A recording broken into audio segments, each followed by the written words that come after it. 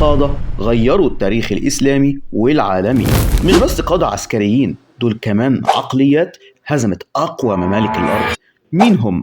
صلوا بينا على النبي ويلا بينا.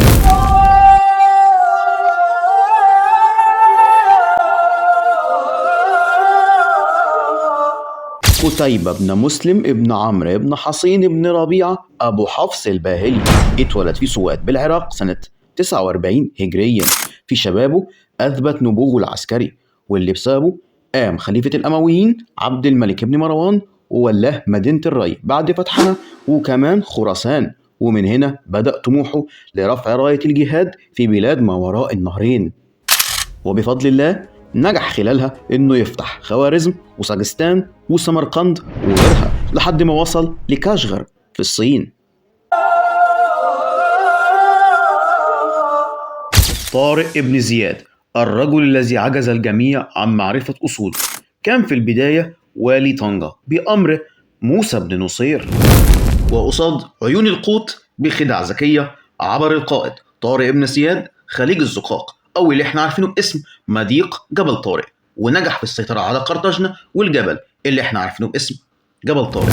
ومن هنا تبتدي حضارة الأندلس وقصص المدائن اللي شافت قصص وحواديت، واللي كمان كانت آية من آيات الجمال، وهم طليطة، قرطبة، أشبيلية، غرناطة، ملقا ومارسيه وغيرها.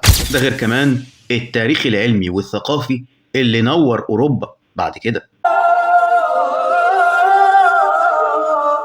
فاتح سلطان محمد، أو اللي احنا عارفينه باسم محمد الفاتح، اللي قصته أقل ما يقال عنها أنها أسطورية بكل المقاييس. يتولى حكم البلاد مرتين وشاف تمرد الانكشارية وكمان تحالفات الغرب ضده، وبفضل الله وبالعزم وبالذكاء العسكري كسر كل القواعد ويعمل الإنجاز اللي غير التاريخ فعليا، وهو فتح القسطنطينية.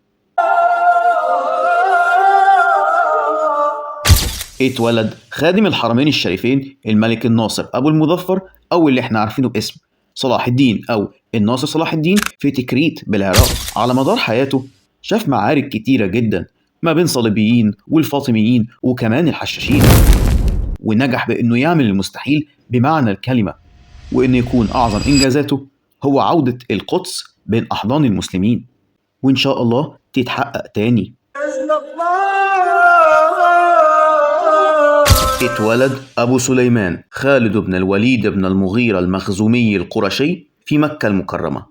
بكل اختصار هو أعظم قائد في التاريخ كله، لم ينهزم لا في جاهلية ولا حتى بعد الإسلام، وما شاء الله قاد المسلمين في حروب الردة وفتح العراق والشام، وما انهزمش لا قدام الروم ولا الفرس، وكمان الغزوات في عهد رسول الله صلى الله عليه وسلم، واللي من أبرزها غزوة مؤتة وفتح مكة. عشان تكون سيرة سيف الله المسلول خالد بن الوليد تدرس وتكون مرجع في تاريخ قادة عسكريين ومؤسسات عسكرية وكمان كتاب ومستشرقين. وبس كده. حابب أشكر كل اللي وصل لغاية هنا بالفيديو، وقولوا لي رأيكم في التعليقات، وقولوا لي حابين مين من الشخصيات اللي اتكلمنا عنها بالفيديو نعمل عنه فيديو منفصل، واشوفكم على خير بالفيديو القادم. وبس كده، سلام.